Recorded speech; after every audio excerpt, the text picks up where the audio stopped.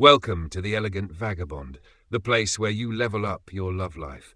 Today we're diving into another powerful section of the art of kissing, the ultimate guide to mastering the kiss. Whether you're looking to impress, connect, or deepen your romantic game, this book has the secrets you need. So get comfortable, stay tuned, and let's break down the best techniques for unforgettable kisses.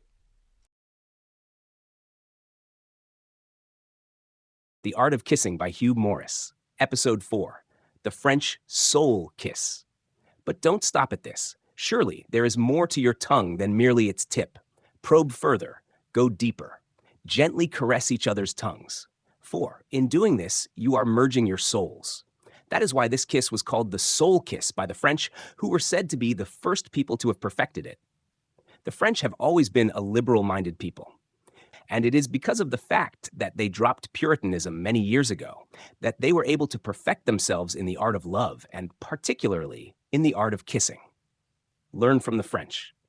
Learn also from the old Romans, especially Catullus, whose love poems to Lesbia have lived through the ages because of the sincerity of his passion and the genius of his ability to express his emotions in the form of beautiful poetry.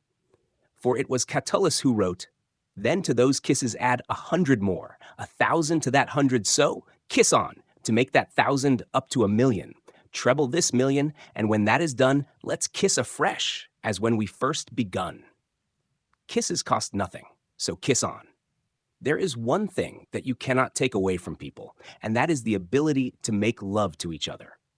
Despite the fact that the world suffered from a long depression, people continued to get married, and they continued to have children. In fact, according to recently released figures, there were more children born during the Depression than there had been in good times. This means that, although married people did not have money, they still had themselves.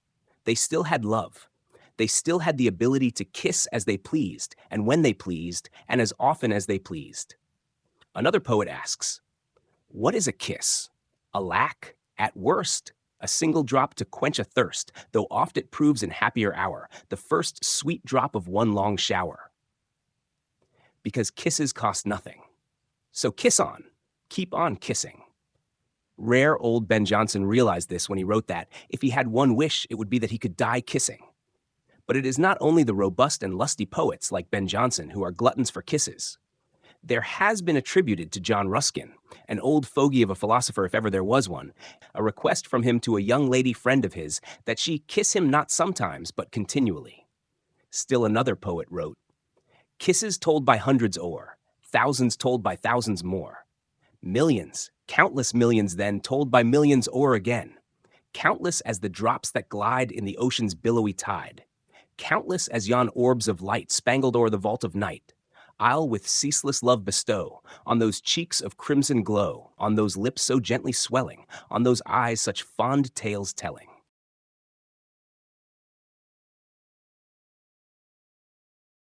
Put variety into your kisses. It's with the last few lines of this poem that our next subject for discussion concerns itself. As was mentioned before, the true lover is not satisfied with only one or two contacts. He wants nothing to be held from him. It is for that reason that, when kissing a girl, after you have given sufficient time to the kissing of her lips, you should vary your kissing by diverting your zeal to other portions of her face. Robert Herrick, who wrote many beautiful love lyrics in his day, has a poem which ideally synthesizes this idea of varied kisses. In it he says, "It isn't creature born and bred between the lips all cherry red. It is an active flame that flies first to the babies of the eyes, then to the cheek, the chin, and ear. It frisks and flies, now here, now there. 'Tis now far off, and then 'tis near, here and there, and everywhere." Let us say that you have reveled in a sweet, long kiss. Suddenly, you see your loved one's eyes close as though in a moment of weariness.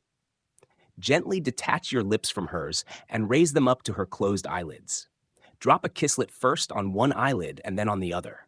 Feel the rolling orb quiver under your lips. Then, when you have done this, run your lips down along the line of her nose, stopping at odd times to purse them into a tiny kiss.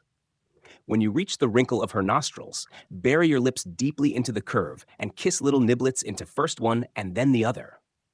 If her eyes still are closed, repeat the process. but return to the lips. Never forget this important injunction. Return to the lips, for they can never become satiated with love's ardent kisses. The little kisses that you have deposited on her eyes and her nose serve only to vary the menu of love.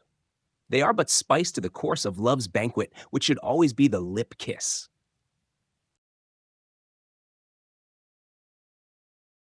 The vacuum kiss. The vacuum kiss. This time, when your eager lips have been deposited on the eager lips of the girl, try to vary the kiss. For instance, instead of using the soul kiss, try what is known as the vacuum kiss. Here you start off by first opening your mouth a trifle just after you have been resting peacefully with closed lips. Indicate to your partner, by brushing her teeth with the tip of your tongue, that you wish for her to do likewise. The moment she responds, instead of caressing her mouth, suck inward as though you were trying to draw out the innards of an orange. If she knows of this kiss variation, your maid will act in the same way and withdraw the air from your mouth. In this fashion, in a very short while, the air will have been entirely drawn out of your mouths. Your lips will adhere so tightly that there will almost be pain instead of pleasure. But it will be the sort of pain that is highly pleasurable. That may sound odd, but nevertheless, it is a fact. Pain becomes so excruciating as to become pleasure. This subject will be gone into very shortly in regard to what is known as the bite kiss. But at present, let us continue with the vacuum kiss. This kiss must, of necessity, last a comparatively short time. There is too much strain on the delicate mouth tissues, and the muscles tire very easily. It is for that reason that this kiss should be shortened. However, there is a special technique to be used in terminating it. When you decide that you have had enough of it, don't suddenly tear your mouth away.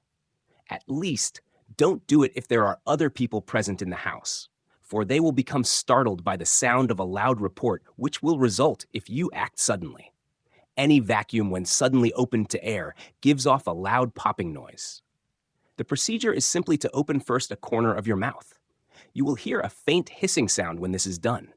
Immediately, you will find the pressure in your mouth lessen.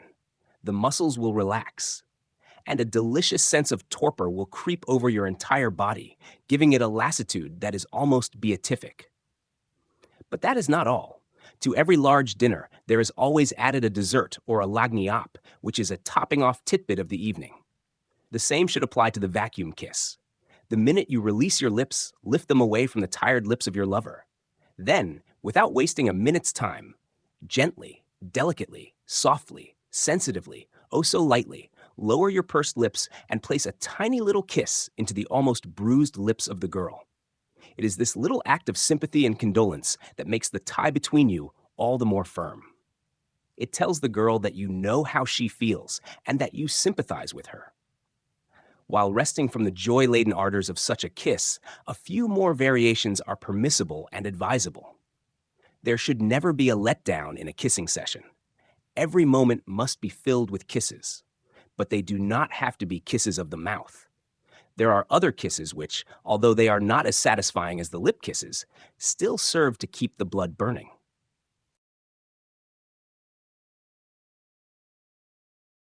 That's a wrap on this section of the art of kissing, your go-to guide for mastering one of the most powerful connections between two people.